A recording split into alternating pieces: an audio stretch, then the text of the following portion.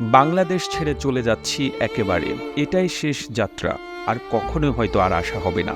২০ বছর বয়সে নিজের পরিবারের জন্য এবং নিজের ভবিষ্যৎ সুন্দর করার জন্য জার্মানিতে পাড়ি জমিয়েছিলাম। আজ থেকে ঠিক ১৫ বছর আগে ঢাকায় ২টি ফ্ল্যাট কিনেছিলাম আমার নিজের টাকায়। একটা আমার মায়ের নামে আর একটা আমার স্ত্রীর নামে। আমার মা আবার ফ্ল্যাট আমার ছোট ভাইয়ের নামে লিখে দিয়েছে।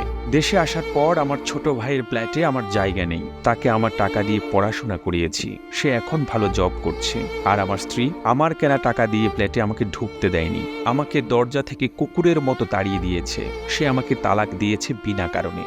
ঠিক বিনা কারণে বলা যাবে না, সে অন্য আরেকজনের সঙ্গে সম্পর্ক জড়িয়েছে। বাংলাদেশে ২০ দিনের মতো হোটেলে ছিলাম। আর আপন মানুষের প্রতারণাগুলো মুখ বুঝে সহ্য করলাম। টাকার কাছে সবকিছু অসহায়। নিজের রক্তের বেইমানি, তার উপরে নিজের আপন স্ত্রীর বেইমানি, সবকিছু আমাকে বিপর্যস্ত করে ফেলেছে। মেন্টালি